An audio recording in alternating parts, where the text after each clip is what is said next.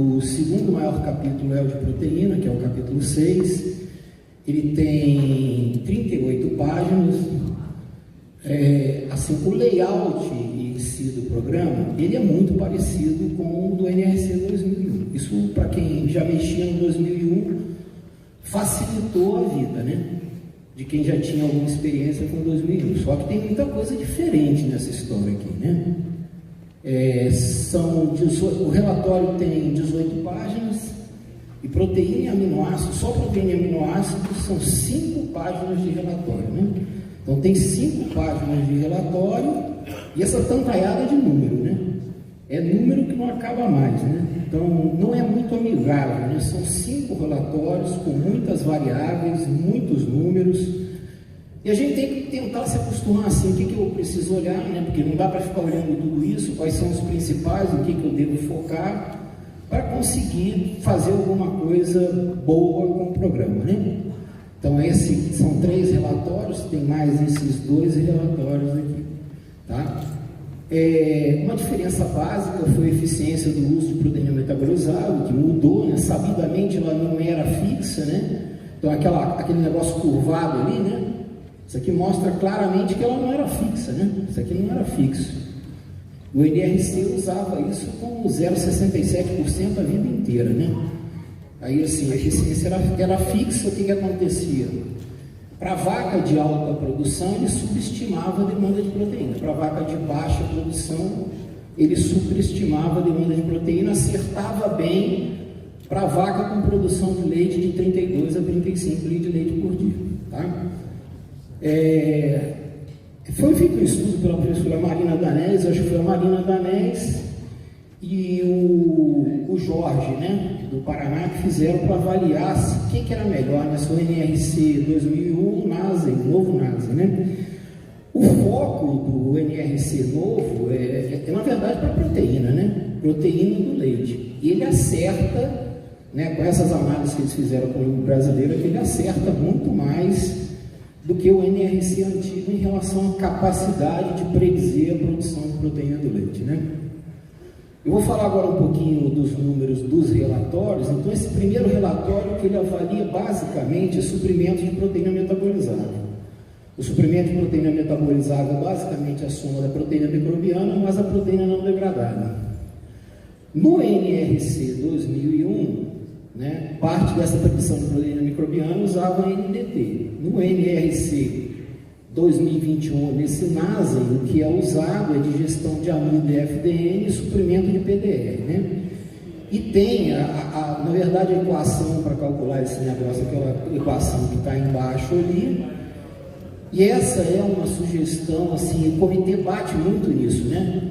Eu devo formular a ração para 10% de proteína degradável. Se eu quiser mexer com proteína, em relação ao suprimento de proteína microbiana, e se eu pensar em RDP, né, eu devo formular a ração para no mínimo 10 e no máximo 12. Tá? Eu tenho procurado trabalhar desse jeito. Eu fico no 10 ou no 12.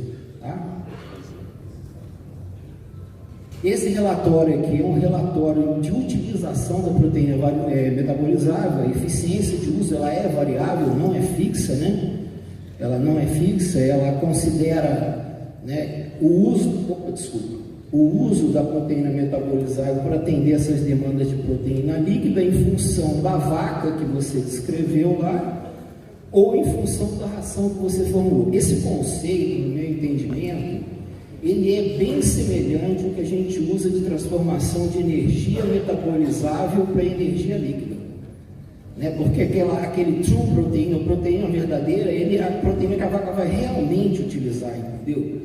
Então ele é um conceito semelhante à eficiência de uso da proteína, da energia metabolizável para energia líquida. Mas é variável, não é fixo. Ele tem uma meta, a meta é 69%, né? 0,69 quer dizer que é 69%. E geralmente o que vai acontecer em relação a isso daí? Quando houver sobra de proteína metabolizável, essa eficiência de uso vai ser menor do que 0,69. Quando faltar proteína metabolizável na ração, vai ser maior do que 69. Tá? O relatório de predição de proteína do leite, né, ele prediz a produção de proteína do leite a partir do suprimento de aminoácidos absorvíveis. Não usa só o suprimento de aminoácido absorvível, ele usa o suprimento de energia digestível não proteína, mas ele tem também, né, dentro dessa previsibilidade, ele tem o peso das vacas. Então, assim, eu acho que colocar o peso real das vacas lá é uma coisa importante. Tem informação de peso real, ele tem o impacto da digestibilidade da FDN e o principal impacto, se você pegar lá, por exemplo, energia e aqueles 4 aminoácidos ali, aquilo ali é 80 e poucos por cento, 90% da proteína do leite, tá? Esses que estão assinalados ali, né? Acabou aquela história de relação lisina-metionina, focado só em lisina-metionina. Esses 2 trabalhos aqui são muito claros em dizer assim, ó, uma combinação infinita de aminoácidos pode levar ao mesmo resultado de produção de proteína no leite. Não tem mais como ficar querendo amarrar um aminoácido no outro. Não tem como fazer isso daí em relação ao novo NASA, né? Então, esse suprimento de aminoácidos absorvíveis, ele vem lá no relatório 6.4, né? Esse suprimento, por exemplo, de proteína não degradável vai ser dependente daquelas variáveis que estão em verde lá, e o suprimento de proteína microbiana depende das variáveis que estão em azul, tá? Depois, esses aminoácidos absorvíveis, eles são usados eu simplifiquei a tabela, né? Eu ranquei um monte de coluna, porque se eu ficar colocando aquelas colunas lá, a cabeça fica confundida com tanto de coluna. Eu juntei uma série de colunas, transformando aquela função lá não leite, né? Quando eu junto aquilo lá, aquilo tem a partição do uso de aminoácido pela vaca, que é o que está em cinza, o que está em azul é da ração que a pessoa formula, tá certo? Aquela coluna branca lá é a meta que eu teria de eficiência para o uso de cada aminoácido, daqueles aminoácidos que estão descritos lá, né? E as 2 últimas colunas, elas comparam a eficiência dos aminoácidos da vaca que eu descrevi, ou da ração que eu formulei, em relação à meta de eficiência de uso de aminoácidos, né? E qual que é a interpretação prática desse número? Todo o número que tiver, por exemplo, a eficiência do aminoácido for maior do que a eficiência, a meta, significa que eu tenho que tentar, na minha estratégia de formulação, tentar enriquecer o suprimento desses aminoácidos para a vaca através da formulação de ração, tá? É basicamente isso. Se eu pegar, por exemplo, aqui, nessa ração aqui, isso é o mais comum de acontecer, né? A maioria das rações que eu rodo em relação a esse negócio aí é histidina e metionina, né? Histidina e metionina, daqui a pouco aparece uma lisina, mas na maioria das situações é isso daí que acontece, tá? Então, como é que eu posso tentar resolver isso daí? Uma das maneiras de tentar resolver isso daí é tentar maximizar a síntese de proteína microbiana, fazer combinações de fontes de proteína na ração das vacas, fazer inclusão de proteína bypass na ração ou fazer inclusão de aminoácido protegido, né? E as alternativas que a gente tem basicamente para isso são metionina e lisina, né? Isso aí é clássico, né? Assim, eu não tenho um alimento perfeito para pôr na ração da vaca, né? Eu tenho que fazer, tentar combinar e tentar melhorar o equilíbrio de aminoácidos. O conceito é basicamente esse, né? Assim, com certeza, eu vou colocar um negócio na ração, vou perder lisina, eu posso ganhar metionina. Vou colocar um negócio na ração, eu ganho lisina, vou perder metionina. É combinação de elementos, né? E eu vou falar alguma coisa a respeito dessa questão de combinação de fontes, né? Eu vou focar basicamente nisso aí, eu vou falar de 2 experimentos, né? Na verdade, existem 3 experimentos com o mesmo produto no Brasil, todos mandaram o resultado no mesmo lugar. Vaca aumentando produção de leite e vaca aumentando síntese de proteína de leite. Os 3 experimentos, um foi feito no UFG, um foi feito na UFLA, um foi feito na USP. O primeiro que foi feito foi esse da UFG, né? Foi quando lançaram o produto. Nós fizemos um experimento de mestrado com esse produto. né, que foi da Bruna, né, a ração do experimento da Bruna era esse daqui, tá? E vejam que assim, interessante é que na substituição de até, o que eu fiz? Nós tirávamos 27% da proteína bruta do farelo de soja e substituíamos por proteína de um DDGY, no caso era o Flex Pro, tá certo? E depois também fizemos uma substituição de 51% da proteína bruta, tá certo? Do farelo de soja pelo Flex Pro. A resposta foi quadrática, guarda esse número, 27% de substituição, foi onde as vacas tiveram a maior produção de leite e a maior produção de proteína do leite. Esse é o experimento da UFG, foi o primeiro que foi feito. Aí o segundo experimento foi o do Kiko, né, do Marcos Neves. O do Kiko tem uma característica muito interessante em relação ao experimento que a gente conduziu.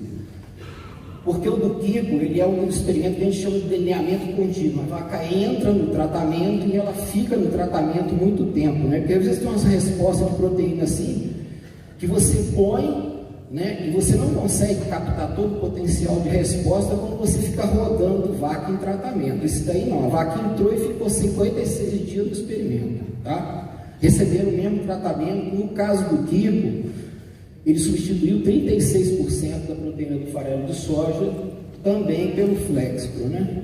Mesma coisa, as vacas subiram o leite, né? Mais ou menos 1 litro de leite, aumentaram a proteína do leite. Outra coisa que é característica, o nitrogênio do leite baixa, né?